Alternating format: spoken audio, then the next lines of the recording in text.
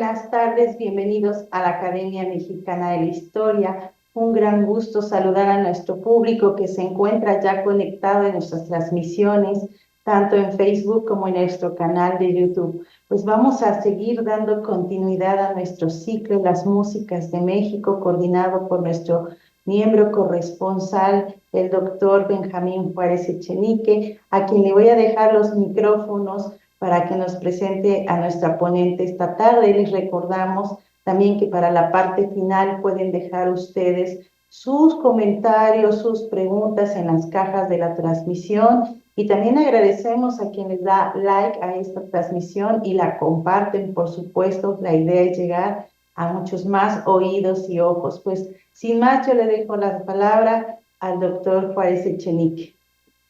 Muchísimas gracias, Yasmín. Muchísimas gracias, Yael, por estar con nosotros, y muchísimas gracias a todos ustedes que nos acompañan. La charla de hoy será seguramente inolvidable porque al trabajar desde una perspectiva feminista el siglo XIX, no solamente logró la doctora Vitrán Goren rescatar figuras fundamentales e injustamente olvidadas, sino nos reveló un siglo XIX totalmente desconocido.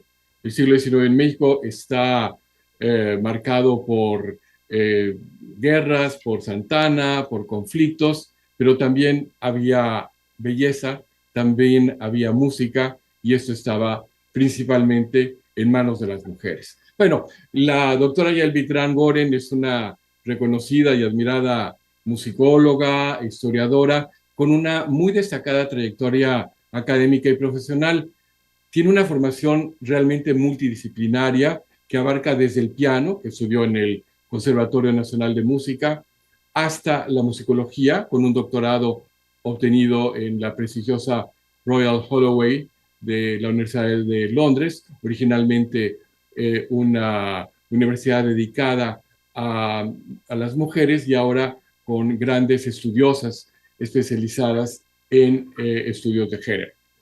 Posee además una licenciatura en Historia por la Universidad Nacional Autónoma de México, una maestría en Historia Latinoamericana por la Universidad de Carolina del Norte en Chapel Hill, también una universidad muy importante de la Unión Americana, y ha dejado huella en todas las instituciones académicas de renombre, tanto en México como en el extranjero, como profesora y como investigadora. Actualmente imparte clases en la Facultad de Música de la UNAM y en el Conservatorio Nacional de Música, y su labor cuando fue directora del Centro Nacional de Investigación, Documentación e Información Carlos Chávez, el CENIDIM, del Instituto Nacional de Bellas Artes, entre 2014 y 2018, pues resaltó su compromiso con la investigación y la difusión del patrimonio musical mexicano. Su producción académica es muy prolífica e incluye numerosos artículos en revistas especializadas, tanto en español como en inglés, capítulos de libros publicados también en diversos países, y es además una traductora experta en música, y participó ni más ni menos que en la traducción al español de obras tan fundamentales como The Oxford Companion to Music. La investigación de la doctora Vitrán Goren, como mencioné, se ha centrado, entre otros temas, en la música del siglo XIX desde una perspectiva feminista, y explora temas como la relación entre música y mujeres, los músicos viajeros, los grandes virtuosos que nos visitaron, la ópera en México, la historiografía musical latinoamericana y la musicología de género. Y su enfoque multifacético, su profundo conocimiento de la historia y la cultura musical la convierten en una figura destacada de la cultura latinoamericana y del saber musical de México. Además, como pueden darse cuenta, yo la quiero mucho. Te escuchamos, Yael, bienvenida. Perdón, escucharon mi tos.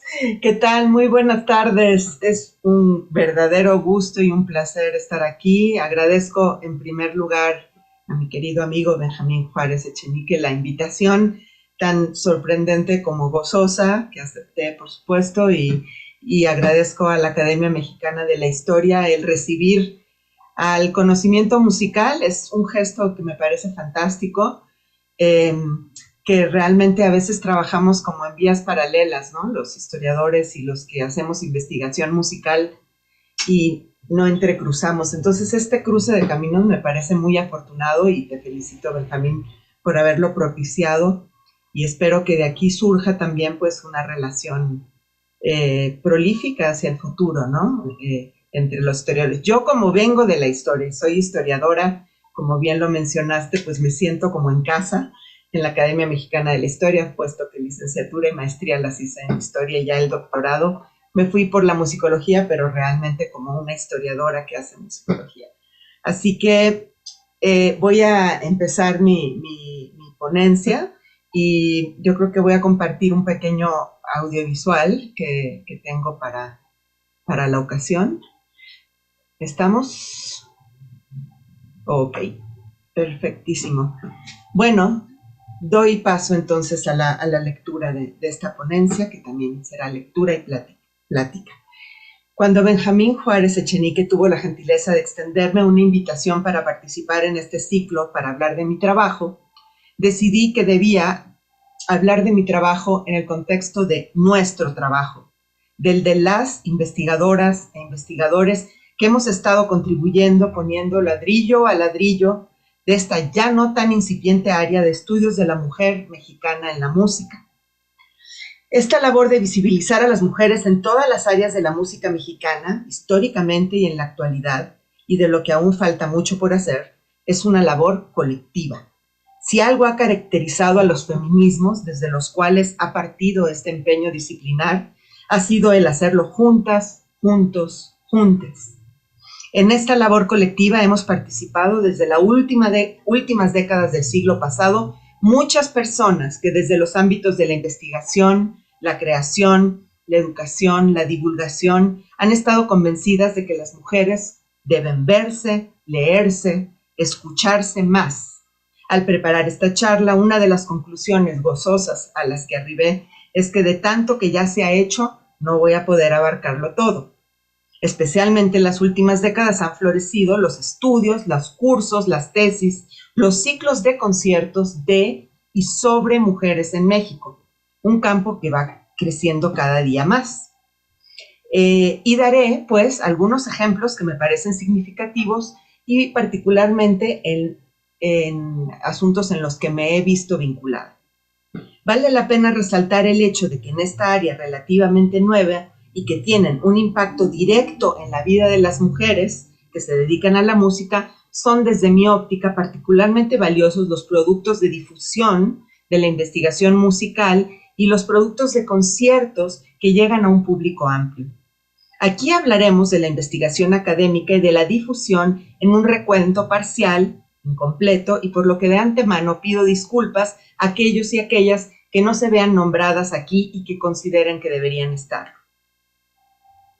La investigación musical o musicología reaccionó tardíamente a los movimientos sociales que sacudieron al mundo durante las últimas décadas del siglo XX, incluyendo los feminismos.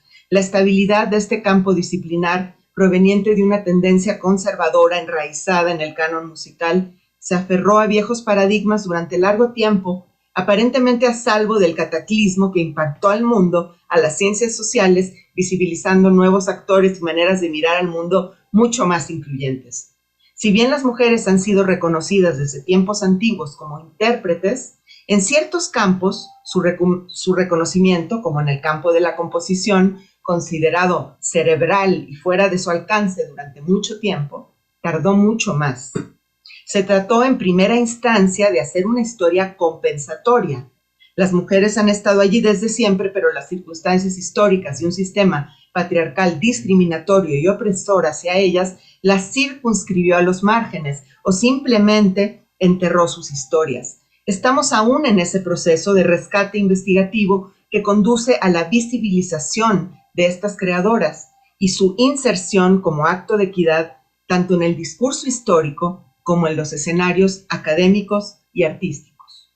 Empezaremos en el campo disciplinar internacional de la musicología feminista y abuelo de pájaro, para llegar a lo que nos interesa realmente en esta charla, que es México.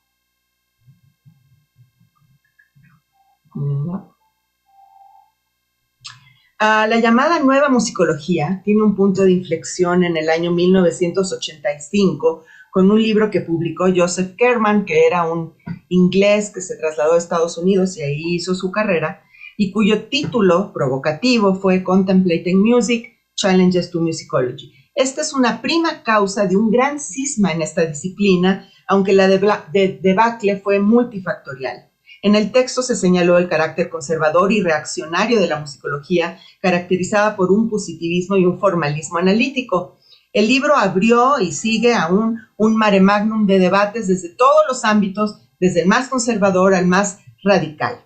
De cualquier modo, es importante señalar que este libro fue un parteaguas en la historia de la disciplina, que acabó con un tipo de proyecto musicológico que tenía cerca de un siglo de existencia y que era tremendamente exclusionario, donde lo único que importaba eran los grandes compositores varones y sus obras. Aún no nos libramos del todo de este paradigma, desde mi óptica, según pudimos constatar en las interminables glorificaciones del genio Beethoven, que de manera crítica se celebró durante los 250 años de su nacimiento, en donde realmente pues no hubo un cuestionamiento o una reflexión más allá, sino se volvió a repetir esta idea del genio. La nueva musicología cuestionó de manera profunda el canon musical, repertorios tradicionales con compositores varones y sus obras, y lo expuso como algo profundamente occidentalocéntrico, patriarcal y exclusionario. La música en esta nueva visión se empezó a construir dentro de una red cultural donde son posibles distintas narrativas históricas interrelacionadas. De acuerdo con lo estudiado por dos de las pioneras de la musicología feminista, que fueron Susan McClary y Marcia Citron, fue hasta los años 70 cuando comenzó la investigación en música y mujeres. A partir de ese momento hubo una explosión de información de la trayectoria de mujeres compositoras de los tiempos pasados. Hasta ese momento se pensaba que la ausencia de mujeres en el campo de la composición musical estaba asociada a su falta de capacidad de producir música de calidad. Factores que impactaban la vida cotidiana de las mujeres, como la falta de acceso a la educación musical profesional y al campo laboral y la no programación de sus obras en conciertos, por ejemplo, no se tomaban en cuenta. A decir de Susan McClary, son triunfos de la musicología feminista el que ahora sepamos de la existencia de mujeres compositoras y sus obras, que se publiquen, se programen y se graben, y que estén surgiendo obras de mujeres músicas del pasados cada vez más distantes, incluso de la Edad Media. Esto ha resultado en una gran cantidad de estudios y libros sobre mujeres en la música como compositoras, pero también en otros ámbitos, como patronas, como ejecutantes y como públicos. Marcia Citron hizo notar la falta de una genealogía que inspirara a las nuevas compositoras a seguir la senda de la composición. Aquí vemos en este cuadro algunos libros, algunos hitos, ¿verdad? A partir de los años 80, de libros, diccionarios que se empezaron a publicar en Estados Unidos fundamentalmente, con este afán de traer a la luz a las mujeres en la música. Entonces hubo una explosión realmente en los años 80 y 90 que ha continuado y que ustedes pueden ver aquí, entre muchas otras. En 1997 se estableció la revista Women in Music, que posteriormente amplió su campo de interés para incluir los estudios feministas y queer. Esta llamada historia compensatoria ha producido y sigue produciendo muchos y valiosos frutos, aún más en nuestra América Latina, donde aún hay mucho por hacer. Tiene un claro valor en la visibilización histórica de las mujeres y ha generado un conocimiento acumulado sobre su particular experiencia musical y las condiciones en las que se ha producido. Vamos a ver ahora sobre la investigación sobre mujeres y música en México. Las mujeres han dejado una huella palpable en el acontecer musical de México desde hace varios siglos, pero fue hasta las últimas décadas del siglo XX y con más fuerza durante el siglo XXI que hemos comenzado a estudiarlas y aquilatar el inmenso valor que han tenido, tanto en el ámbito artístico como en el investigativo de la música, a través de distintas publicaciones y grabaciones. Han sido primordialmente mujeres investigadoras las que han estudiado a estas grandes mujeres de nuestra historia musical. En un primer momento, investigadoras como Leonora Saavedra, Luisa Vilar Payá, Clara Meyerovich, la que esto presenta, y más recientemente Ana Alonso Minuti, Iracema de Andrade, Mavi Muñoz Enonín, Montserrat Pérez Lima, entre muchas más. Debe mencionarse también el trabajo de Fernando Carrasco en su recuperación de figuras olvidadas de la historia mexicana, que publicó un libro electrónico sobre la trayectoria de María Garfias y también un esbozo de 48 compositoras mexicanas en 2021. Estos libros que publica Fernando Carrasco se encuentran de libre descarga. Mención aparte merece nuestra gran pionera Esperanza Pulido, quien se adelantó a todos estos esfuerzos y de quien hablaremos en un momento más. A continuación ejemplificaré 3 casos de temas e investigadores como ejemplo de este campo en expansión en México: Alba Herrera y Ogazón, Esperanza Pulido y Guadalupe Olmedo.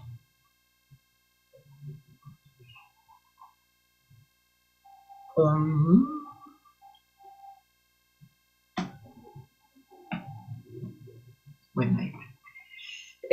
Alba Herrera y Ogazón nació en 1885 y falleció en 1931. Es una figura señera en el panorama de la historia de la música mexicana moderna. Pianista, maestra de piano y teoría musical y crítica musical. Déjame ver si aquí tengo Ahí está. Ella es Alba Herrera. Fue conferencista e investigadora y ha sido objeto de atención por varias investigadoras. Me gustaría detenerme brevemente en cómo hemos construido el rescate de esta figura. En el año 2000 coordiné un número de la revista de investigación Heterofonía, donde incluimos 3 ensayos de investigadoras mexicanas relacionados al tema de mujeres y la música. Aquí pueden ver el índice.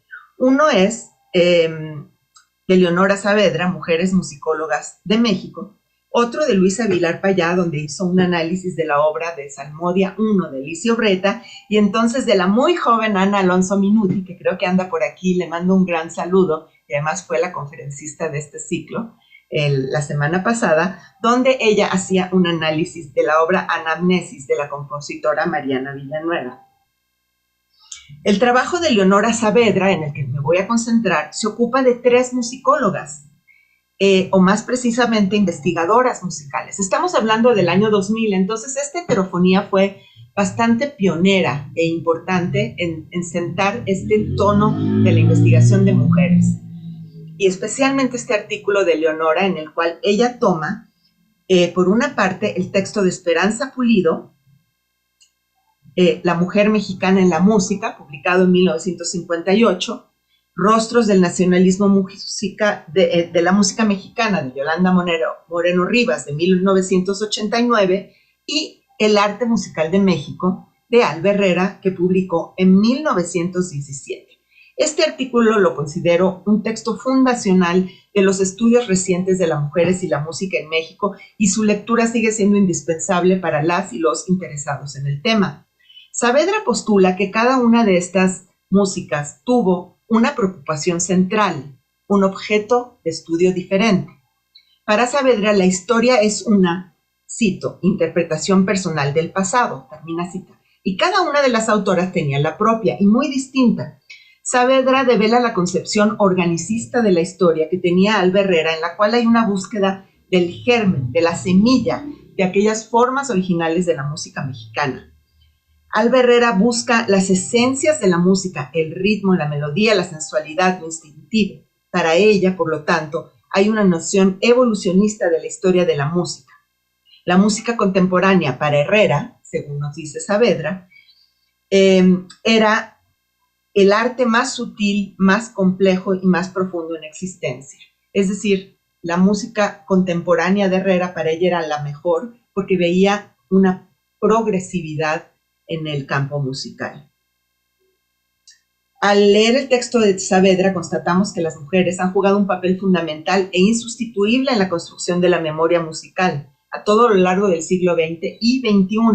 Hay que acordarse que Alba Herrera fue la primera persona que escribió una historia de la música en México en el mundo actual, digamos, en la época, en el siglo XX. Estos primeros textos uno de 1917 y otro de 1920.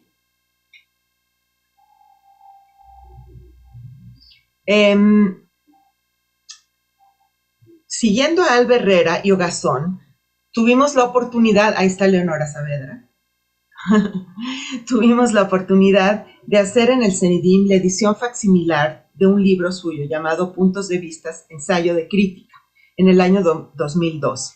En estos ensayos de Alba Herrera queda de manifiesto la vastísima cultura y su pluma inteligente, sagaz, conservadora. Los ensayos no tienen desperdicio. En aquella ocasión yo fui la encargada de preparar esta edición facsimilar, para la cual escribí una presentación que comenzaba así.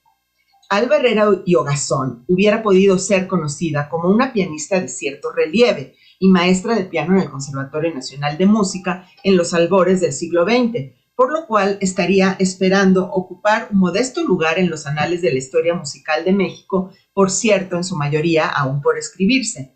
Numerosas, distinguidas y poco reconocidas pianistas habitaron durante el siglo XIX y las primeras décadas del siglo XX en México y tuvieron una vida poco conspicua dedicada a la música y combinada en muchos casos con las labores del hogar. Pero Alba Herrera no fue ese tipo de mujer, y su nombre, aunque muy poco se dice de ella, sí figura en los libros oficiales de historia de la música. Es un personaje que en muchos sentidos viene del siglo XIX, pero cuyo ámbito independiente y combativo en la persona de una mujer pertenecen definitivamente al siglo XX. Fue una mujer en un mundo de hombres. Si quieren seguir leyendo mi ensayo y ver los textos de Alba Herrera, los pueden descargar de manera gratuita en INBA Digital. Este libro está allí. Entonces tenemos a Leonora, tenemos este aporte que yo hice, y otra persona muy importante que ha contribuido al conocimiento de Alba Herrera es Mavi Muñoz Enonín, que fue mi tutoranda doctoral y escribió una tesis fantástica que se llama Las menecistas, pianistas y músicas mexicanas, 1886-1956. Muñoz Enonín le da una vuelta de tuerca a este fascinante personaje. Entre otras cosas, demuestra que a pesar de ser de Alba Herrera y Ogazón, poseer una visión eminentemente conservadora desde el punto de vista de la estética y la música, y sin ser militante, simpatizó claramente con las causas feministas que se manifestaron durante el porfirismo tardío y que se encontraban en plena efervescencia en los últimos años de su vida. En un artículo de 1927, Herrera y Ogazón escribió, según cita Muñoz Enonín: existe ya la necesidad verdadera de llevar a cabo la liberación social de la mujer, abriendo ante ella esas perspectivas que hasta hoy le han sido vedadas por la ley, la costumbre, las industrias de cierta índole y las carreras puramente científicas, etc. Eso dijo Alba Herrera y Ogazón en 1927, hace casi 100 años. En su tesis doctoral, Mavi Muñoz rescató del olvido no solo a Alba Herrera, sino a un grupo considerable de notables músicas que tuvieron diversas carreras y perfiles y fueron sobresalientes en la docencia, la escritura, la composición, incluso la dirección de orquesta en las primeras décadas del siglo XX. Entre ellas, y todas fueron alumnas de Carlos J. Meneses. Entre ellas están María Enriqueta Camarillo y Roa, Luz Meneses, hija del director, Julia Alonso y Enriqueta Gómez, cada una de ellas tan enterrada por las narrativas históricas tradicionales como dignas de atención. Pasemos ahora a una mujer visionaria y pionera en el campo de los estudios de la música y la mujer, como lo fue sin duda Esperanza Pulido. En 1958, cuando el movimiento feminista moderno comenzaba a tomar ímpetu, la pianista e investigadora publicó su libro La mujer mexicana en la música. Recordemos que la mujer había alcanzado sus plenos derechos ciudadanos en México apenas en 1955, cuando tuvo acceso al voto por primera vez, por lo cual podemos decir que el libro de Pulido es casi simultáneo a ese momento histórico en el que las mujeres adquirieron plena ciudadanía y se vuelve muy oportuno. Sin embargo, el libro de Pulido y el tema de las mujeres en la música cayó en una especie de vacío, pues fue solo décadas después cuando este tópico se volvió parte de la reflexión disciplinar de la musicología. Como mencionamos, la mujer mexicana en la música de Pulido fue objeto de estudio en el texto de Leonora Saavedra en Heterofonía, quien realizó un análisis detallado de esta primerísima historia de las mujeres en la música de México, que abarca desde la época prehispánica hasta el momento en que se escribía el libro. Saavedra afirma que Pulido escribió el texto pionero de la musicología feminista, y yo agregaría, no solo en México, sino a nivel mundial, adelantándose por mucho a lo efectuado en Estados Unidos en los años 90, pero además considera la autora que el texto, es decir, Saavedra considera que es precursor al escribir, cito, una historia de instituciones educativas y profesionales, de rituales y costumbres sociales, de condiciones sociales para el desenvolvimiento de la mujer, una historia de la vida musical y de la participación de la mujer en ella. En breve, una historia social. Termina cita. Es crucial resaltar este hallazgo de Saavedra en Pulido, pues justamente las mujeres han ocupado otros espacios que los canónicos en el desenvolvimiento de la música a nivel global. Y cuando se abre el foco para incluirlas, la perspectiva se enriquece y se teje una verdadera historia social, incluyente, que atraviesa los muy diversos ámbitos en que la música se desenvuelve en sociedad, mucho más allá de la sala de conciertos o de la torre de cristal del genio creador. Cabe mencionar que en el año 1991, la revista Heterofonía reprodujo completo el libro de Esperanza Pulido en su número 104-105, y actualmente también para las y los interesados lo pueden descargar y leer esta primera historia de la mujer mexicana en la música. Nuevamente, Inva Digital es el lugar donde lo encuentran, ahí lo pueden ver en su pantalla. Pulido también fue objeto de un programa de televisión de la serie Vindictas de la UNAM, Vindictas Música, en 2021, en plena pandemia, que dedicó 6 emisiones a mujeres y música, teniendo como conductora a la compositora Ana Lara. Se seleccionaron 6 mujeres destacadas del quehacer musical, 2 investigadoras, Esperanza Pulido y Yolanda Moreno Rivas, 2 compositoras, Emiliana de Subeldía y Graciela Agudelo, y 2 intérpretes, María Teresa Rodríguez e Irma González. Este fue un muy loable quehacer en plena época de pandemia. Aunque 6 claramente son muy pocas, podríamos decir que es un buen comienzo. En el programa sobre Esperanza Pulido, Clara Meyerovich y Mavi Muñoz en ONIN disertaron sobre, acompañadas por la moderadora, sobre Pulido. Meyerovich contó su cercanía con Pulido y de los avatares de la revista Heterofonía, la revista que la investigadora concibió, echó a andar y sostuvo hasta su fallecimiento, entre otros aspectos de la vida y obra de Pulido. Vamos a ver unos segundos, si se puede, vamos a intentar, de este programa para que vean un poco cómo era la dinámica de Vindictas.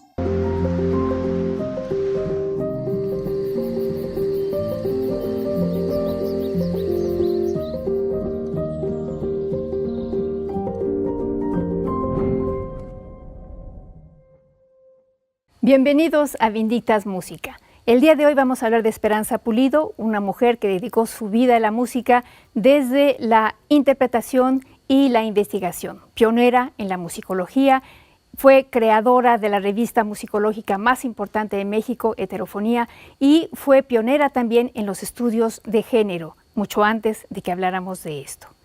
Escribió el libro La mujer en la música, que es un antecedente fundamental para los estudios que se hacen hoy en día sobre este tema.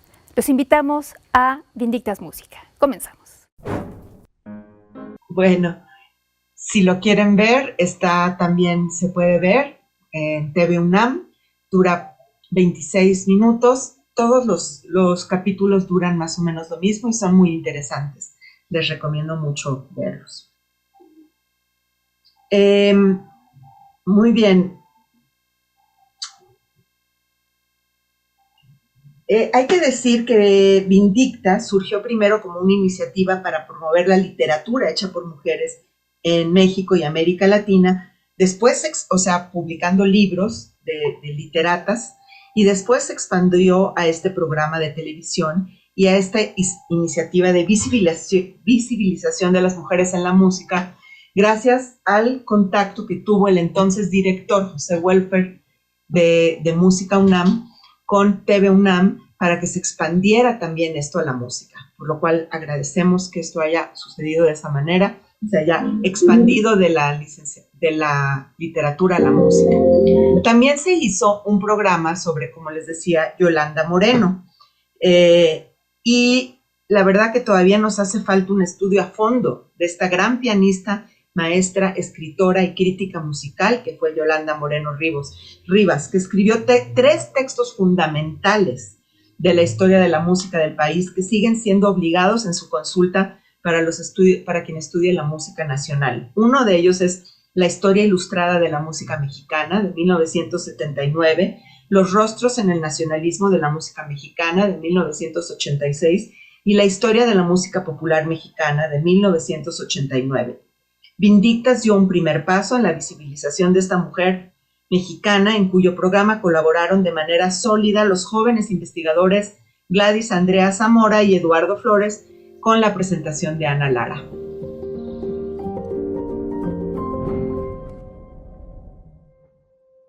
Bienvenidos a Vindictas Música. El día de hoy quiero presentarles a Yolanda Moreno Rivas, una mujer que inició desde niña como genio del piano y poco a poco se fue dedicando a la investigación musical y a la musicología. Descubramos juntos a Yolanda Moreno Rivas. Las mujeres han tenido una presencia decisiva en el ámbito de la educación musical profesional desde la fundación del Conservatorio Nacional de Música en adelante. Intérpretes, maestras e incluso compositoras han surgido del Conservatorio Nacional desde sus inicios. Una muy destacada de ellas es Guadalupe Olmedo, quien nació en 1854 y murió en 1889. Fue la primera mujer que tuvo un título de compositora en el Conservatorio Nacional en el tempranísimo año de 1875. Ha sido objeto también de estudios distintos y su obra comienza a ser grabada gracias también a que se ha difundido su música. Olmedo fue llevada por su maestro particular, Melesio Morales, a dar examen de composición al conservatorio, donde enfrente de un jurado calificador presentó 15 obras, entre otras una obertura a gran orquesta y uno de los cuartetos de cuerdas mexicanos más antiguos del que se tiene conocimiento, el Cuarteto Estudio Clásico Opus 14. La medalla de plata que le otorgó la Junta Directiva de la Sociedad Filarmónica Mexicana y que se conserva en el conservatorio dice lo siguiente, cito, a la señorita Guadalupe Olmedo, primera compositora mexicana que ha escrito en el género clásico. En 2018 publicamos en el CENIDIM, gracias a la generosidad del Cuarteto Latinoamericano, quien a través de un apoyo del programa México en Escena financió la edición, precisamente el Cuarteto Estudio Clásico Opus 14, que se encuentra de libre descarga en la página del Cuarteto Latinoamericano, que pueden ver aquí en pantalla. Gracias a ello, ahora esta obra se ha tocado numerosas veces en conservatorios y universidades nacionales e internacionales, lo cual puede constatarse por varias grabaciones que circulan en YouTube. Aquí está la portada de la partitura editada por el CENIDIM y el Cuarteto Latinoamericano. Esa es la primera página. Vamos a escuchar un fragmento de esta música increíble, la verdad. Piensen que es una compositora mujer en el año de 1875. Este cuarteto en 4 movimientos es poco común porque empieza pues, con un adagio, ¿verdad? Después un scherzo, después un andante y después un allegro. Es verdaderamente una obra compleja y larga. Vamos a escuchar el scherzo, que es el segundo movimiento. Entonces déjenme trasladarme a ese momento del video y escuchar ese pedacito de música. Por ahí.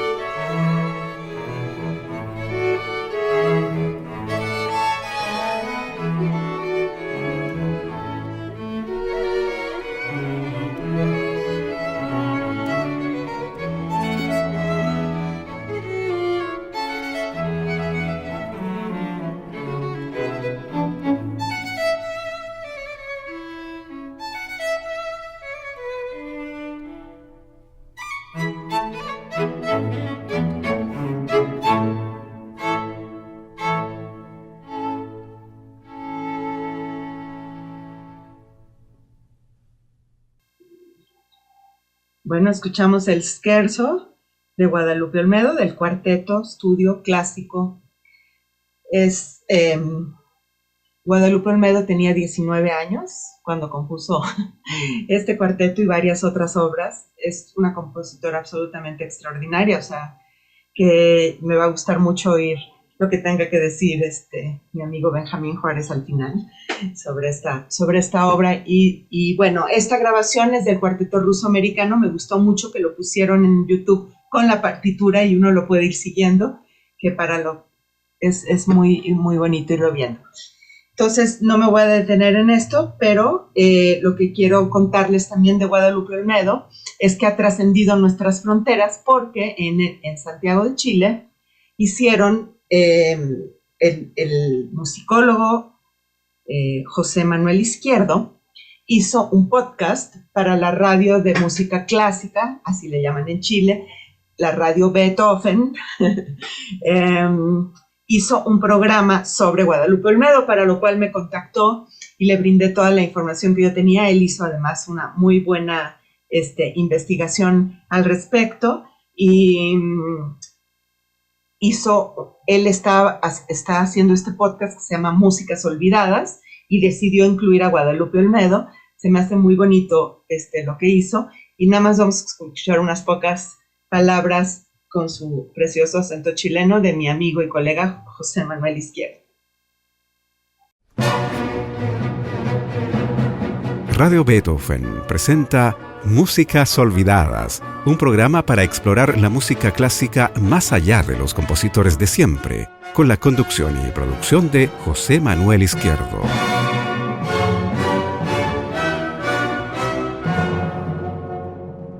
El Conservatorio Nacional de Música en México no fue el primero de América Latina, pero sí fue uno de los primeros que dio el grado de composición. Y Guadalupe Olmedo se convirtió allí, en 1875, en la primera compositora egresada de América Latina. Para tener el título había que no solo responder preguntas en teoría e historia de la música, sino que también presentar un portafolio de composiciones, entre las que incluyó una obertura orquestal y el cuarteto de cuerdas, el Opus 14. No solo recibió con honores el grado, además una medalla que la reconocía como la primera compositora clásica egresada del conservatorio. Su cuarteto de cuerdas, uno de los primeros compuestos en la región, está lleno de ideas armónicas y melódicas inesperadas y originales. Comencemos entonces este capítulo de Músicas Olvidadas, dedicado a la compositora mexicana Guadalupe Olmedo, con el primer movimiento del cuarteto de cuerdas en la mayor, Opus 14. Bueno, hasta ahí lo dejamos, se dan una idea. Cómo el hecho de que uno presente ponencias, ¿no?, sobre Guadalupe Olmedo, se difunda la partitura, hace que realmente haya un impacto. Yo hablaba al principio de la importancia de la difusión. La única manera en que las mujeres tengan un lugar es rescatando lo que hicieron, lo que escribieron, lo que compusieron y difundiéndolo. Y esto nos permite llegar allende nuestras fronteras, como por ejemplo aquí en esto que fue una iniciativa de José Manuel Izquierdo. El extraordinario pianista Alejandro Barrañón, que ha grabado canciones y piezas para piano de la compositora Guadalupe Olmedo, publicó un interesante texto intitulado Hacia un nuevo ideal femenino, el pianista decimonónico de Guadalupe Olmedo y María Garfias, en la revista Escena de la Universidad de Costa Rica en 2020, donde se refiere al estilo musical y el pianismo de ambas compositoras. Entonces, al que le interese se puede descargar de allí. Es un círculo virtuoso, porque entonces si se publica la música, si se graba, si hablamos sobre ella, puede venir un pianista a tocarla, después se puede analizar y escribir un artículo reflexionando, se pueden hacer conexiones con otros pianismos, y así vamos construyendo esta red de conocimiento que es mucho más allá que simplemente hablar entre colegas, ¿no?, sino realmente sacar este tesoro de músicas y de pensamientos de todas estas mujeres que pensaron, escribieron, no solo música, sino también ideas, y que ahora estamos apenas conociendo.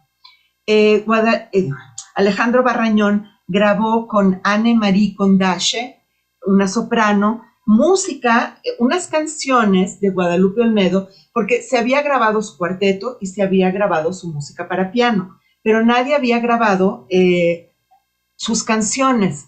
Y en este disco que se llama Por ti mi corazón, 3 Centuries of Art Sung by Mexican Composers, del sello Blue Griffin Recordings de 2020, grabó por primera vez canciones de Guadalupe Olmedo. Vamos a escuchar un pedacito de una canción que se llama Mori, en italiano, es la letra, como se componía pues en la época. Acordémonos que ella fue alumna de Melesio Morales y que estaba totalmente en la tradición belcantística también. Vamos a ir un pedacito en Spotify de esta canción.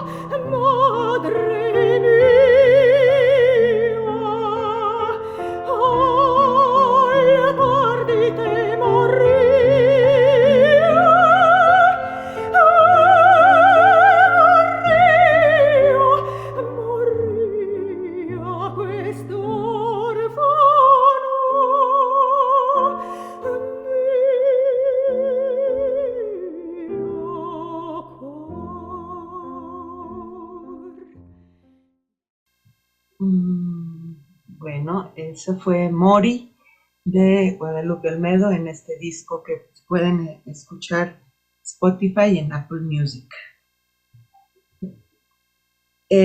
También se ha difundido la obra de Guadalupe Olmedo a través de una joven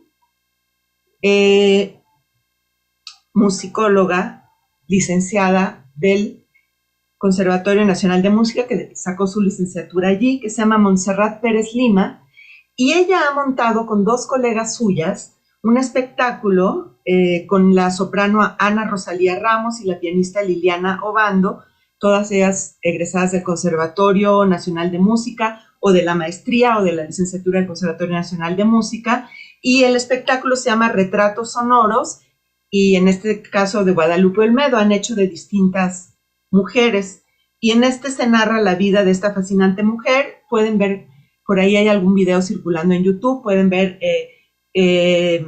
Montserrat va narrando y hay intervenciones musicales de piano o piano y canto. Es como un espectáculo escénico muy bonito de difusión que se ha presentado ya algunas veces.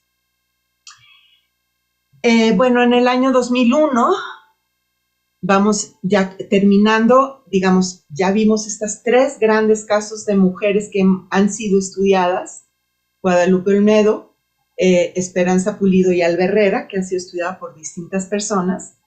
Y aquí vemos un libro que no puede dejar de mencionarse, que es el de Clara Meyerowicz, publicado en 2001, intitulado Mujeres en la creación musical de México, publicado por Conaculta en la colección Cuadernos de Pauta.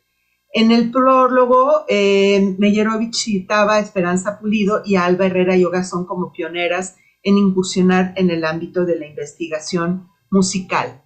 Meyerowicz decía en ese prólogo, cito: "Este inicial esfuerzo, sin embargo, debe ser observado como el primer episodio por desgarrar la vergonzosa cortina sexista de la ignorancia hacia lo que habían hecho en el pasado y lo que hacían en la segunda mitad de este siglo las mujeres que encauzaban su vocación en el arte de los sonidos. Termina cita. Procede entonces Meyerowitz a hacer un recuento de algunas de las investigaciones sobre músicas y mujeres en el extranjero y en México. El libro, cito, procura la confrontación, SIC, de 3 generaciones de compositoras actuales con un sector extenso de lectores, lo cual la autora pretende alcanzar a través de entrevistas que realizó a las compositoras y que condensa para las y los lectores. Acto seguido encontramos algunos párrafos ambivalentes, me parece, de Clara Meyerowitz respecto a su postura frente al feminismo y la meta del libro que dice ser, cito, muy otra que la exaltación per se de la mujer. Termina cita. Aunque Meyerowitz se enreda un poco en el prólogo intentando justificar su libro con categorías que caen más bien en el discurso tradicional de la historia de la música, esto puede ser entendible en un ámbito donde el mero hecho de proponer un libro de solo compositoras era aún, a principios de este siglo, desafiante y casi inimaginable. Debe exaltarse la voluntad de Conaculta y, en una colección de muy corta existencia que se llamó Cuadernos de Pauta, la publicación de este libro. Aquí tenemos el índice de las compositoras a las que Meyerowitz entrevistó. En él figuran, pues ya pueden ver, Graciela Udelo, Lucía Álvarez, algunas pues más jóvenes, otras ya con trayectoria, algunas de las de mayor edad incluso ya han fallecido en la actualidad y algunas de las más jóvenes de esta lista hoy en día ya figuras de amplia trayectoria y prestigio. No sería una mala idea hacer un segundo volumen de este libro, un cuarto de siglo después de que Meyerowitz lo hizo, ya desde una óptica más actual, desde donde los movimientos feministas y de la cuarta ola y el Me Too nos han brindado una nueva perspectiva de por qué es importante seguir haciendo un esfuerzo particular para traer a las mujeres a colación y a un primer plano. Pero sin duda este sigue siendo un libro muy encomiable. Una mujer indudablemente fundamental para la historia de la música del siglo XX en este país es Carmen Sordo Sodi. Tiene una deuda con ella la musicología en México, quien fue jefe de investigaciones musicales del Instituto Nacional de Bellas Artes y Literatura. Ella fue pianista, cantante, etnomusicóloga y trabajó arduamente en esta sección de investigaciones musicales del INVAL, que es el antecedente directo del CENIDIM. En él pudo constatar la penosa situación en la que ésta se encontraba, y allí le tocó hacer de todo por unos pocos pesos. Al ya no estar su jefe por enfermedad, el catalán Baltasar Samper realizó un diagnóstico que podríamos decir dramático de la situación en que se encontraba esa sección de investigaciones musicales en el año de 1965. Y su jefe era el profesor Miguel García Mora. Y aquí vemos, estos documentos se encuentran en el CENIDIM, y dice, situación actual, caos. Así empieza su diagnóstico. Así que así podemos ver cómo ella encontró la oficina. Sordo Sodi siguió trabajando en esa sección. Este documento lo redactó Carmen Sordo Sodi, se lo mandó al jefe. Y para el año 1973 presentó una ponencia en el cual postulaba la conveniencia de la creación, así lo dice ella, del Centro Nacional de Investigación, Documentación e Información Musical. Ese título se lo debemos a ella, de la ponencia que presentó en 1973 en el primer Congreso Nacional Extraordinario de Música que se efectuó en el Conservatorio Nacional de Música. Las memorables palabras de Sordo Sodi, su claridad meridiana de lo que el país requería en términos de investigación musical, no pueden más que colocarla en el lugar de la fundadora de la investigación musical moderna con apoyo institucional en este país. Veamos lo que decía la investigadora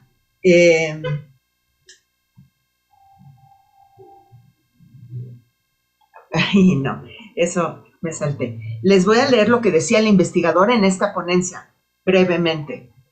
Dice, un hecho sumamente importante, cito, en la vida en nuestra vida cultural es el interés que desde hace bastantes años ha venido demostrando el Estado por la investigación musical, especialmente en el terreno folclórico.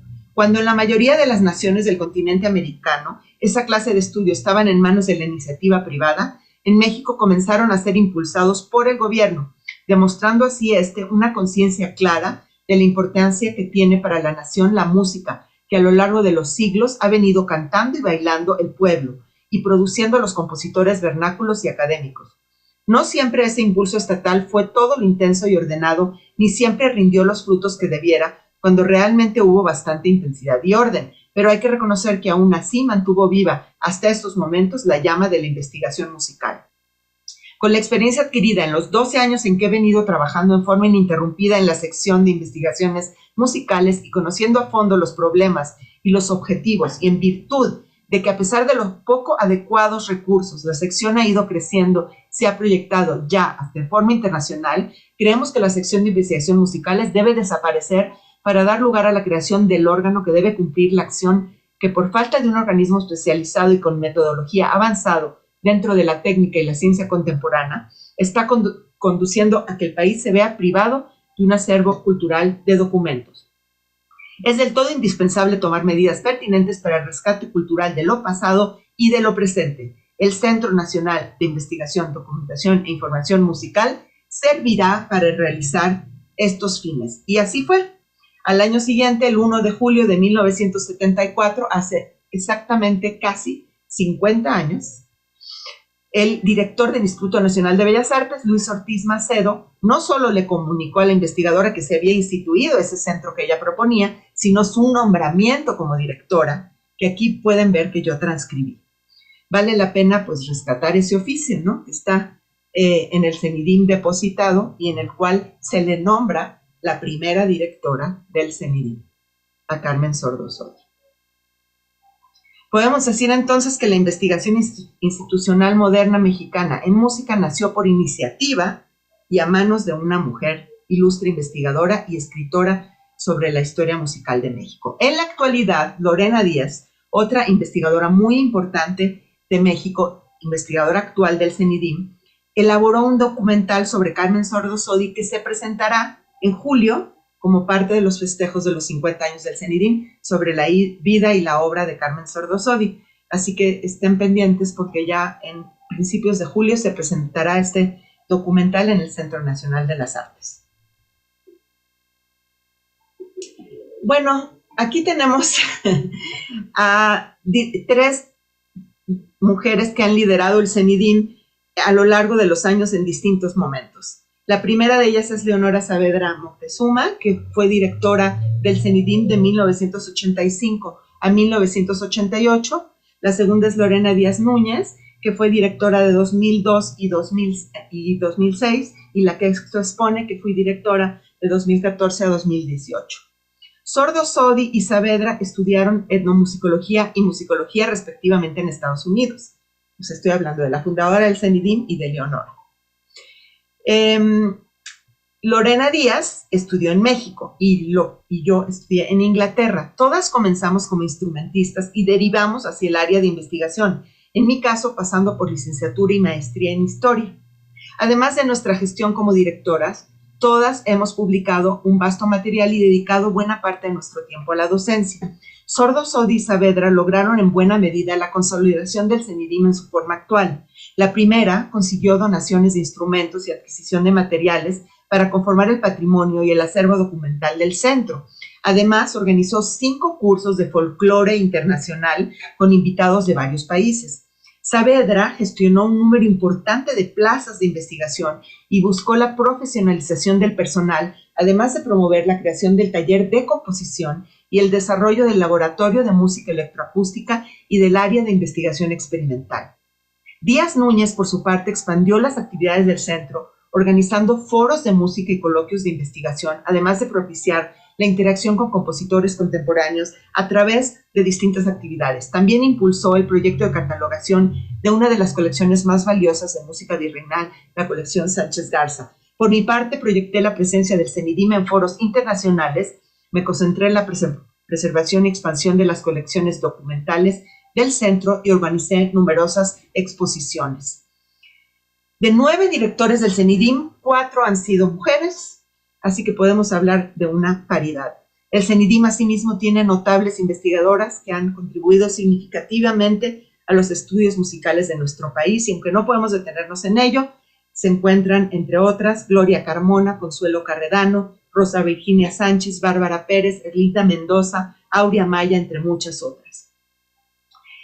Rápidamente, vemos aquí algunas instituciones en todo lo largo del país. La Facultad de Música de la UNAM, con un lugar fundamental en la cuestión de estudios de mujeres y género, y otras universidades que han hecho estudios y tesis al respecto. Entre ellas se encuentran la Universidad Veracruzana, la ESAI de Yucatán, la universidad que ahora es una universidad, era una escuela superior y acaba de convertirse en la Universidad de las Artes, la Universidad de Guanajuato y la Universidad Autónoma de Baja California, con sus diversas sedes. En todas ellas me consta, y he estado presente en ellas, que se hacen estudios que tienen que ver con cuestiones de música y mujeres.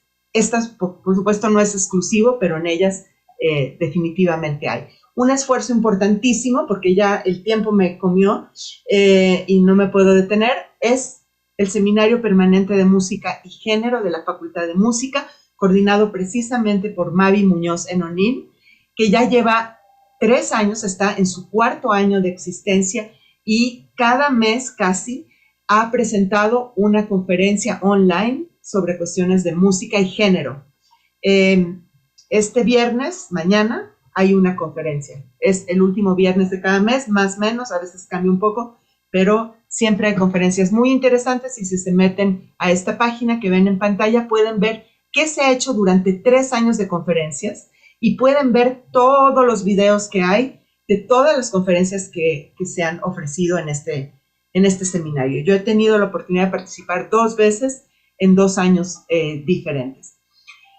Cuadernos de Música UNAM número 2 que coordiné se llama Mujeres en la Música de México, de la gesta individual a las colectivas feministas. Es un librito muy interesante de difusión que está de libre descarga también de la UNAM. Aquí lo pueden ver. Y es un libro que compuse por invitación de José Wolfer. Invité a 3 colegas más, porque es un librito muy pequeño, tiene solamente 80 páginas, y hay 4 textos, uno que escribí sobre Henrietta Yurchenko, uno que escribió Iracema de Andrade sobre Alice Urreta, uno muy bonito que escribió Mavi Muñoz sobre las mujeres directoras, y uno que hizo Ana Alfonsina Mora, la más joven de todas, sobre las llamadas colectivas feministas, que son grupos de mujeres jóvenes que se unen para hacer música online, o para hacer manifestaciones online que tienen que ver con el ruido y con la música, como parte del movimiento de la ola feminista del Me Too. Entonces, los invito también a visitar y a descargar esto en caso de que sea de su interés.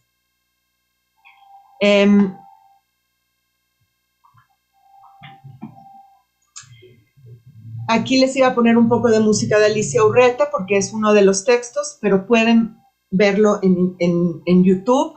Entonces, yo creo que con eso... ¡Ay! Vamos a escuchar un poquito, por favor, claro. Bueno, qué bueno, porque miren, de música de Alicia Urreta, que es una de las autoras también fundamentales, compositoras contemporáneas, experimentales, más maravillosas y poco tocadas y conocidas hoy en día.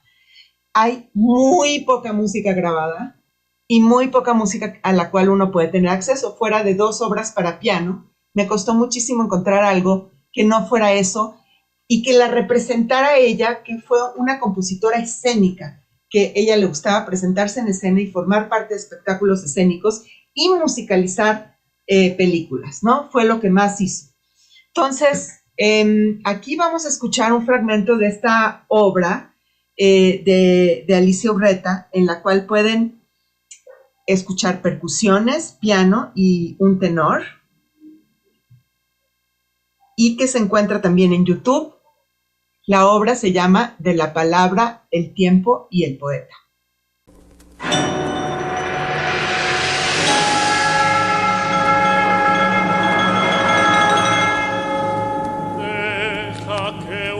es más de nombre, tierra.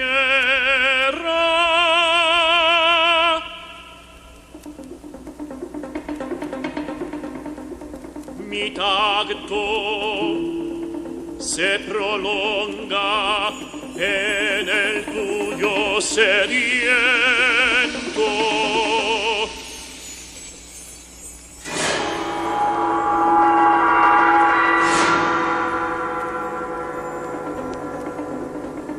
Largo, vibrante río que no termina nunca, navegado por hojas digitales.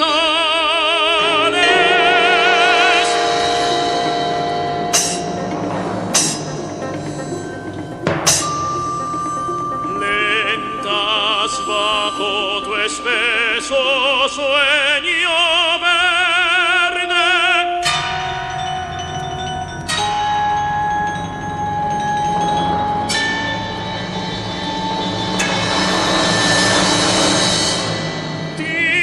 mujer de somnolientos ríos.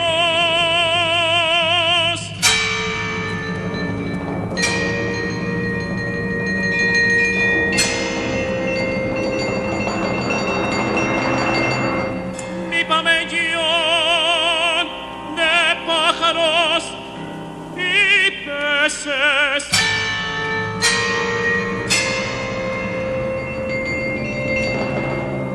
Paloma de tierra, mi leche endurecida,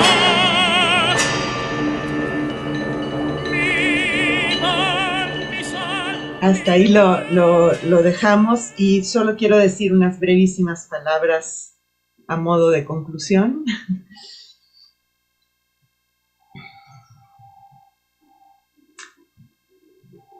Para que los procesos de reconocimiento y visibilización de las mujeres en todos los ámbitos, y en este caso particular de la música, tengan lugar y generen un proceso progresivo de equidad, los proyectos de difusión son indispensables. Mientras más personas hagan conciencia de la necesidad de ver y escuchar la creación femenina, tanto históricamente como en la actualidad, podremos confiar en que el futuro será mejor para todos y para todas.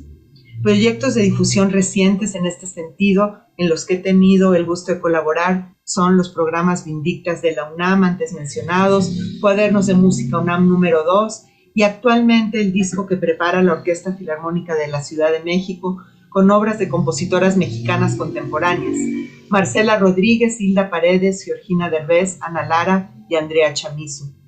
Proyectos como este contribuyen de manera decisiva a generar una biblioteca de escucha para las generaciones por venir y una genealogía de compositoras en la cual podrán basarse compositoras más jóvenes. Esto se da en el marco de una creciente, pero aún insuficiente, programación de compositoras en grupos de cámara y orquestas de todo el país. Estas iniciativas nos hablan de varias cosas que vale la pena consignar. Estamos ante acciones afirmativas que redundan en la construcción de una historia compensatoria. Existe una difusión mucho mayor de eventos, conciertos, grabaciones, libros, programas de televisión, páginas web, eventos online, etcétera, que rebasan a la academia y que por su lenguaje y en muchas ocasiones medios gratuitos y masivos de difusión se dirigen a la sociedad letrada en su conjunto. La investigación musical, nombre que me gusta más que musicología, tiene un papel social que jugar en esta sociedad en la que aún estamos muy lejos de una inclusión plena y de una visibilización de sujetos borrados de la historia. La difusión del quehacer de las mujeres en la música es finalmente algo que nos interesa a todos y a todas y un ingrediente indispensable en la construcción de una sociedad más equitativa y esperemos menos violenta. No solo con las mujeres, pero con todos y todas aquellos que poco a poco han sido marginados, oprimidos y silenciados. Poco a poco se va viendo superada por ideas y tradiciones que enarbola la juventud actual, incluyendo vivir en una mayor armonía con el medio ambiente y que encarna una diversidad que nos hace mucho más ricos y plenos como una humanidad.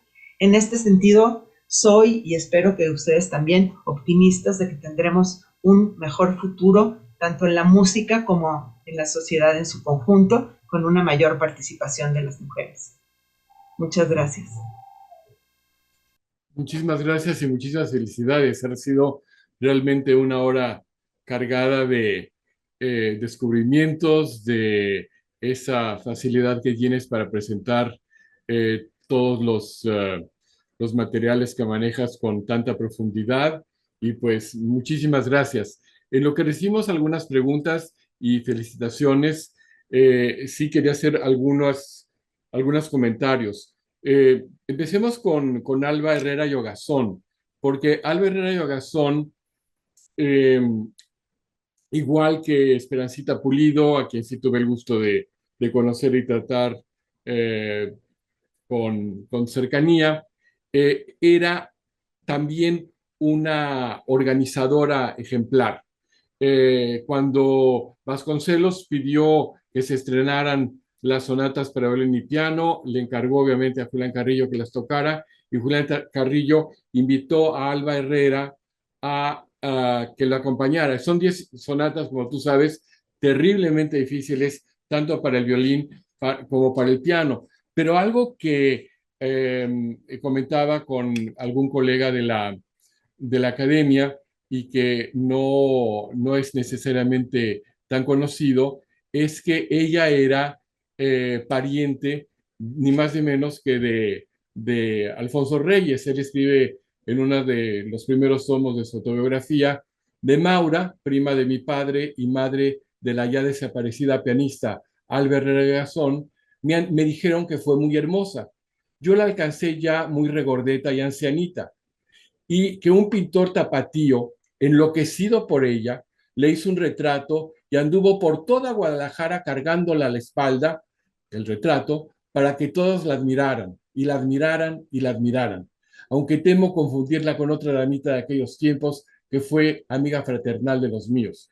Y bueno, Alfonso Reyes no solamente nos habla de ella como pianista, sino también de un primo, ni más ni menos que Pedro Luis, también Ogazón, que fue uno de los maestros de piano de Carlos Chávez. No solamente fue Manuel M. Ponce. Y otra cosa es que la Escuela de Música de la UNAM se hizo gracias al trabajo de dos mujeres que estaban cansadas de que los maestros del conservatorio eran todos borrachos y no llegaban a tiempo. Y esas fueron la cantante María Bonilla y precisamente Alba Herrera y Ogazón. Y otra cosa que hay que revisar con mucho cuidado es que la Academia de Letrán, los primeros años del el Ateneo de la Juventud y muchas de las revistas modernas no solamente tenían literatura, sino tenían también recitales de música, que lamentablemente no está fácil encontrar qué programas. Lo que sí está claro es que ponían siempre a una mujer, que son las más organizadas como tú y todas las colegas que has mencionado, a que fueran las secretarias que tomaban nota, que organizaban las reuniones. Y Alba fue también omnipresente como alguien que organizó varias de las principales revistas literarias y culturales. Así es que su trabajo obviamente va más allá de su gran carrera musical. Y dentro de la carrera musical también, pues ella tuvo la oportunidad de estudiar también en Nueva York piano con un maestro un poco excéntrico, pero que fue el maestro ni más ni menos también que de Amy Beach. Amy Beach, casi contemporánea, ella nació en 1867 y habrá muerto en 1944, pero es una compositora que estaba totalmente olvidada en Estados Unidos y que ahora han redescubierto y se está tocando y grabando por todos lados. Bueno, yo creo que de alguna manera Alba era un poco la Amy Beach mexicana. Lamentablemente, pues tuvo una vida más breve, pero obviamente muy interesante. También habría que revisar pues tantas cosas que están haciendo, lo que mencionas de de Fernando Carrasco, creo que uno de los grandes méritos es que además de su trabajo, sobre todo en la cuestión genealógica, es que ha transcrito varias de las obras de estas compositoras. Y bueno, la única compositora que vemos en los libros de mi época, cuando yo estudiaba, que publicaban muy poquitas páginas, era ni más ni menos que María Grieber. Pero también María Grieber, 1885, y murió el año que yo nací, 1951, fue una extraordinaria compositora. Y otras compositoras que están olvidadas son, por ejemplo, María Teresa Lara, la hermana de Agustín Lara, que escribió, porque Agustín Lara tenía sus altas y sus bajas, todo lo que él dijo de sí mismo es pura mentira, pero es gran fantasía, ni tenía alma de pirata, ni nació en Veracruz, y cuando estaba en problemas de creatividad, su hermana le ayudaba tanto con la música como con la poesía. Y bueno, el mismo Manuel de Ponce también pues, tuvo en María del Refugio a una hermana muy, muy importante. Y yo creo que otra figura que tú has tratado y que siempre es una queja mía constante, el que en México no se conoce tanto el aspecto musical, es Fanny Erskine Inglis, Madame Calderón de la Barca, la condesa Calderón de la Barca, quien cuando escribió sus cartas de su estancia en México, que estuvo de 1839 a 1841-42, no solamente mandaba cartas, sino mandaba apuntes de sonecitos de la tierra. Y la edición que se hizo aquí, gracias a que Prescott le presentó a su editor, traen las partituras que yo he transcrito y le pidió a algún compositor que haga arreglos, ya se están grabando, pero era tan importante la música y es lamentable que las ediciones que se han hecho en México muy cuidadas en la parte literaria, simplemente borren la música. Y bueno, también tú has hablado de Henri Hertz, el gran virtuoso que hizo una gran fortuna y que en México y que fue tan popular y que también, pues, Madame Calderón de la Barca, cuando visita el Colegio de las Vizcaínas, pues se sorprende de que las niñas del Colegio de las Vizcaínas, que no era un colegio religioso, tocaban con gran soltura toda esta música. Y si alguien sabía de música, era Madame Calderón de la Barca, porque era una virtuosa del arpa, del piano, creo que fue la primera persona que cantó alguna selección del Mesías de Händel en la catedral. Y pues yo creo que con tu trabajo, como decía al principio, estamos no solamente redescubriendo a esas mujeres, sino viendo que el siglo XIX era otra cosa y que ese mueble vestido de luto y con los candelabros afuera que todavía está en la casa de las tatarabuelitas, pues era un elemento fundamental. Bueno, ya aquí nos escribe Nina Álvarez y Casa, a quien le mandamos muchos saludos, y pregunta a qué institución pertenece el Seminario Permanente de Música y Género. El Seminario Permanente de Música y Género es de la Facultad de Música de la UNAM. Y tiene su propia página donde están depositados todos los videos de todas las sesiones que se han hecho. Claro. Y bueno, también está en la UNAM el CIEG y hay una red de estudios de género de la cual aún participo, que se está haciendo entre el CIEG y la Universidad de Yale, que tiene representantes en muchísimas universidades de Estados Unidos, de México y Argentina. Obviamente en Argentina se ha hecho un trabajo ejemplar, igual que en Chile, pero particularmente en Argentina. Y yo creo que pues hay mucho que explorar en todos esos campos. Perdón que diga Esperancita Pulido, pero es que siempre le deseamos así, y es con mucho cariño y mucho respeto. Ella era una mujer que pasaba buen parte del tiempo también en Madrid y tendía puentes entre México y España.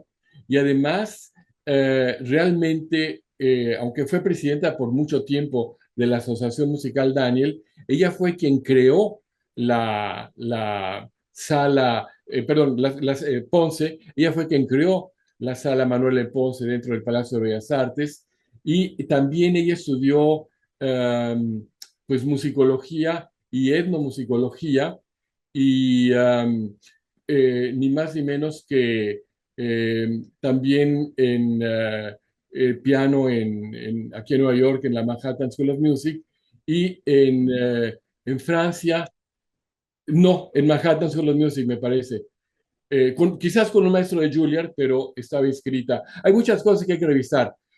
Otra gran queridísima amiga, María Teresa Rodríguez, estudió en Boston con un maestro de Boston University, pero no estaba inscrita. Yo como decano me puse a ver qué encontraba de ella, y sí, había muchas notas muy admirables, un verdadero prodigio del piano, pero muchas veces por razones económicas no se podía hacer esto. Y bueno, me preguntabas también de el maravilloso cuarteto eh, de la Guadalupe, que fue alumna y después esposa de Melesio. Bueno, en las clases que vimos aquí de seminarios sobre música mexicana y latinoamericana, mis alumnas también encontraron las partituras que están fácilmente accesibles en línea, lo estudiaron, lo grabaron, y como que esto está ya listo para que tú con Mavi, con todas estas nuevas luces, puedan amplificar esas voces que no podemos olvidar. Mavi Muñoz, por cierto, nos dice: gracias por la charla, por la mirada colectiva. Es un honor compartir intereses y espacios con tantas, y siempre un gusto y un aprendizaje oír a la doctora Vitrán. Pues a Mavi tendremos que invitarla en una próxima serie, sin lugar a dudas. La doctora Ana Alonso Minutí también te da las gracias por visibilizar el trabajo de las musicólogas y historiadoras de la música. Esta conferencia, en su naturaleza colaborativa y celebrativa, es un ejemplo de prácticas feministas que están haciendo una diferencia en nuestro contexto, no solo académico, sino también social.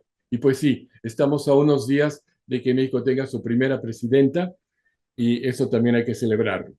María Cristina Topgom nos dice que las aportaciones sobre la hermana del área, Madame Calderón de la Barca, y la música del entorno es algo que le interesa saber. Pedro Ramírez nos dice: muchas gracias por compartir, felicidades, interesante ponencia y muy nutrido contenido. Bueno, no sé qué comentarios tengas a todo esto. Sí, muchas gracias por los comentarios de Mavi y de Ana Alonso. Quiero decir que me parece cada vez más importante que cuando damos también una conferencia, y especialmente hablando de estos temas, se resalte que como el conocimiento no es prioritario de nadie, ¿no? Nadie podríamos estar donde estamos si no es porque otras y otros han estado atrás. Y en la medida en que colaboremos en esta construcción global del conocimiento, creo que efectivamente es una postura feminista decir: vamos a unirnos y vamos a hacerlo de manera horizontal, y vamos a construir el conocimiento. Yo creo que las mujeres han sobrevivido históricamente también gracias al apoyo de otras mujeres en muchos momentos, ¿no? Entonces ahora también sentimos esa responsabilidad histórica de traer a nuestras colegas a la luz y de contar sus circunstancias y de hacer lo personal algo político, porque para las mujeres lo personal siempre es algo muy importante. En el caso de Guadalupe Olmedo, ella murió en el parto, ¿no? Bueno, murió con complicaciones del embarazo a los 34 años. Para su época, pues un embarazo tardío, y también un embarazo en el cual la medicina no estaba nada avanzada. Y es tan increíble el silencio sepulcral que se extiende sobre ella, porque de esos temas no se habla, ¿no? Entonces, yo creo que volver los temas que las mujeres han bordado a través de sus vidas y a través de su creación. Por ejemplo, Alba Herrera hablaba mucho del hecho de que le quitaron una beca que ella tenía para irse a Europa, y esto ya lo ha, ya se ha señalado muy claramente quién fue el que le quitó la beca, fue Campa, y él se fue a Europa en su lugar, él era director del conservatorio, no sabemos muy bien qué fue lo que pasó, pero muchas veces estas circunstancias de las vidas cotidianas han tenido un impacto muy grande en las carreras de las mujeres. A las mujeres les ha costado mucho más llegar a donde han llegado, porque han tenido que muchas veces pasar obstáculos adicionales, ¿no?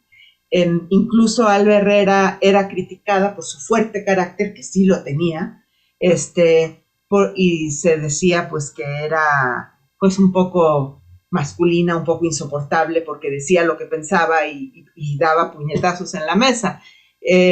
Entonces, bueno, ese tipo de cosas creo que tenemos que hablar de todas ellas, que son muy importantes, porque las mujeres crean y viven en su entorno. Si miramos la creación de las mujeres desde una óptica integral, desde la historia social, como ya lo decía Leonora Saavedra muy bien desde el año 2000, ¿no? Construir una verdadera historia social de la música y no historia del gran genio encerrado en su torre, porque de eso ya tenemos suficiente. Muchas gracias. Hay otro comentario que, hola a la doctora y al maestro. Sí, gracias. No soy doctor, soy maestro. Dice, sobre Ángela Peralta, ¿conviene considerarla en este recuerdo de mujeres? Por supuesto, pero que hable la experta. No, por supuesto que sí. De Ángela Peralta, afortunadamente también, ya se han hecho bastantes cosas. Ángela Peralta fue también alguien que luchó contra viento y marea y que logró hacer, pues como ustedes saben muy bien, su propia compañía de ópera, que logró ir a Italia, estrenar sus obras, las obras de Melesio Morales allá, y regresar y encontrarse con un ambiente muy difícil, porque al principio la recibieron con los brazos abiertos y después ya no tanto, y se tuvo que ir con su compañía a Mazatlán, donde finalmente murió de fiebre amarilla, ¿no? Pero es una figura señera, maravillosa, ha sido objeto de una ópera recientemente, se hizo una ópera sobre su vida, se han hecho películas, es una figura señera, muy importante, sin duda, sí. Sí, absolutamente. Y bueno, como empresaria, como compositora, como cantante, realmente una figura como empresaria, hacer todo esto en medio de tanta incertidumbre. Es por eso también que Marisa creó una presea que lleva el nombre de Ángela Peralta. Pues nada más te pedimos que nos des una última palabra de sabiduría para concluir esta interesante charla y confirmar que siempre tú y todas las colegas hice el esfuerzo de que tuviéramos también equidad de género en esta serie de mesas. Tienen las puertas siempre abiertas. Nada, realmente el agradecimiento por abrir estos espacios. Es la primera vez que preparo una charla así y por supuesto, como dije al principio, muchas cosas quedan fuera, pero en la medida en que hablemos y precisamente se genere este diálogo, tú aportaste cosas muy interesantes, el público también que pudo asistir y ojalá que podamos replicar esto en otros espacios donde se siga visibilizando día con día lo que ha sido la mujer en la música mexicana y que se incluyan en todos los currículos de clases donde se enseña música mexicana la presencia de las mujeres. Todavía hay una asignatura pendiente y una labor muy grande que hacer. Es un llamado a los y las colegas para que incluyan también en sus cursos la presencia de las mujeres. Desde luego, además también pues tenemos, como decías, una gran generación de compositoras extraordinarias. Y bueno, ahorita Gabriela Ortiz está en Los Cuernos de la Luna, en este momento está en París, tuvo un gran éxito en Barcelona, va a ser la compositora en residencia de Carnegie Hall en Nueva York, y el 1 de junio sale la grabación de su ballet Revolución Diamantina, que también es una verdadera obra maestra que me tocó escuchar en su estreno con la Filarmónica de Los Ángeles y Dudamel. Qué maravilla. Pues sí. Pues muchas gracias, es todo lo que podría decir. Gracias a todos y a todas las que estuvieron presentes y que colaboraron con sus preguntas y comentarios. Muchas gracias y que tengan muy buena tarde. Buenas tardes.